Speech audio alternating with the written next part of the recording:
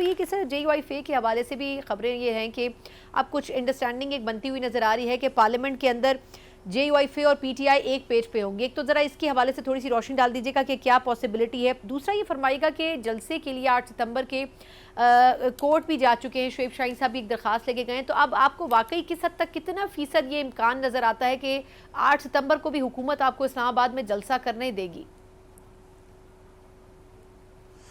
دیکھیں, سب سے پہلی بات تو یہ ہے جو ہماری تحریک تحفظ آئین ہے اس کا بنیادی مقصد یہ ہے کہ آج اگر مینڈیٹ چرایا گیا ہے, آج ایک اگر 17 سیٹوں والی جماعت کو ہمارے پر مسلط کیا گیا ہے تو دیگر اپوزیشن جماعتیں جو ہیں اس پہ بات کر رہی ہیں. JUIF اس جماعت, ان اپوزیشن جماعتوں میں سے ایک جماعت ہے, تو اس ون پوائنٹ ایجنڈا کے اوپر ہم سارے اکٹھے ہوئے. اس میں دیکھیں کوئی دو رائے نہیں ہے کہ پاکستان تحریک انصاف اور JUIF کی ٹریڈیشنلی آپس میں ڈفرینسز رہے ہیں, لیکن کیونکہ یہ مسئلہ ہماری ذات سے بڑا ہے, کیونکہ یہ مسئلہ پاکستان کے مستقبل کا ہے اور پاکستان میں جمہوری اقدار کا ہے, اس پہ ہم سارے اکٹھے ہونا چاہ رہے ہیں. اس پہ پاکستان تحریک انصاف نے ہاتھ بڑھایا, مولانا سے ہماری بہت ساری نشستیں ہوئی بھی ہیں, ہماری قیادت ان کو ملی بھی ہے, اور ہم چاہتے ہیں کہ اگر اس پوائنٹ کے اوپر سارے اکٹھے ہو جائیں تو ہم ایک آواز ہو کے اس پر بات کر سکتے ہیں. جہاں تک بات آپ نے کی ہے 8 فروری کے جلسے کی, 8 فروری کو جلسہ ہونا چاہیے, سوری 8 سپٹمبر کے جلسے کی, تو 8 سپٹمبر کو جلسہ ہونا چاہیے.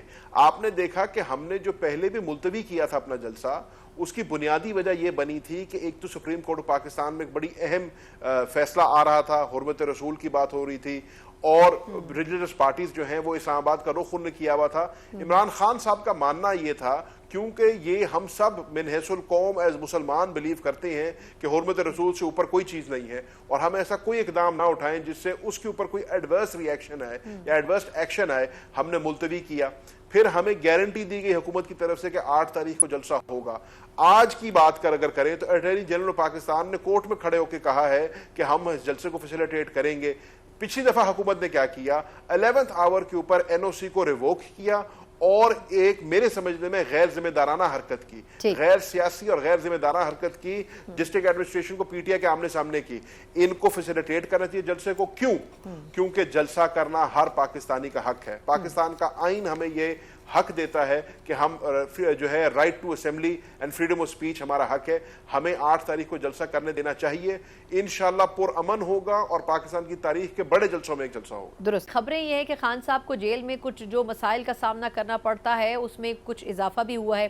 ان کو بلا وجہ اریٹیٹ کرنے کی کوشش کی جا رہی ہے مختلف چیزوں سے, اور خاص طور پر سیل کے حوالے سے بھی, اور پھر یہ بھی خبریں ہیں کہ ان سے ملاقاتیوں کو بھی محدود کر دیا گیا ہے. ایک تو اس کے حوالے سے بتائے گا کہ اس کی انسائٹ کیا ہے. دوسرا, آکسفورڈ یونیورسٹی میں جو الیکشن کنٹیسٹ وہ کر رہے ہیں, تو یہ بھی اطلاعات ہیں کہ وہاں پر ان کے خلاف کئی خط لکھے گئے ہیں جس میں درخواستیں بھی بھیجی گئی ہیں, جس میں بتایا گیا ہے کہ کس طریقے سے یا ان کی کردار کشی کرنے کی کوشش کی گئی ہے. تو آپ کو لگتا ہے کہ اس سے اس کیمپین پہ کوئی فرق پڑے گا یا اس الیکشن کنٹیسٹ کرنے میں کوئی فرق پڑے گا؟ میرا اڈیالہ جیل 1 سال ڈیلی بیسس پہ جانا ہوا ہے. یہ بات میں ضرور کروں گا کہ ہر قیدی کے بھی حقوق ہوتے ہیں, اور جیل مینیول کے تحت ایک پرسکرائبڈ طریقہ کار ہے جس طریقے سے آپ نے قیدیوں کو ٹریٹ کرنا ہے.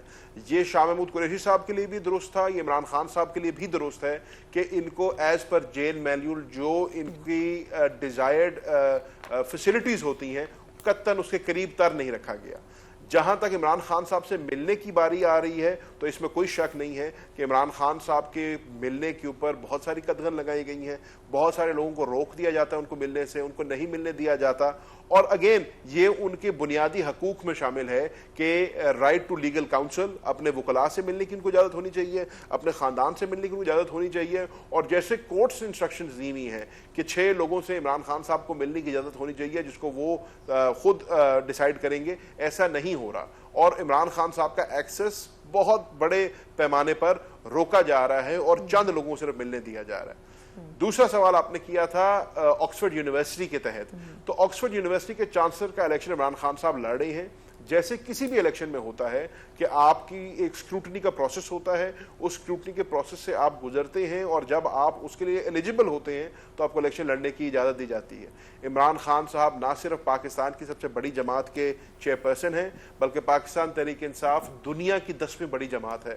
اور عمران خان صاحب سیاست سے ہٹ کر بھی ان کی فلانتھروپی, جس قسم کا انہوں نے اچھا کام کیا ہے, اس سے پہلے جتنی انہوں نے کرکٹ کھیلی ہے, عالمی دنیا کے اندر عمران خان کا ایک بہت بڑا نام ہے. سیاست سے ہٹ کے بھی عمران خان کا بہت بڑا نام ہے. تو عمران خان آکسفورڈ یونیورسٹی کے میرے سمجھنے میں کے لیے اچھا ہوگا کہ عمران خان صاحب کا نام ان کے ساتھ منسلک ہو. عمران خان صاحب آلریڈی بریڈفورڈ یونیورسٹی کے چانسلر رہ چکے ہیں, تو اگر وہ ایک برٹش یونیورسٹی کے پہلے چانسلر رہ چکے ہیں, اس میں کوئی قباحت نہیں ہونی چاہیے کہ وہ اس یونیورسٹی کے چانسلر بنے جو ان کا الما میٹر ہے, جہاں سے وہ خود پڑھے ہوئے ہیں.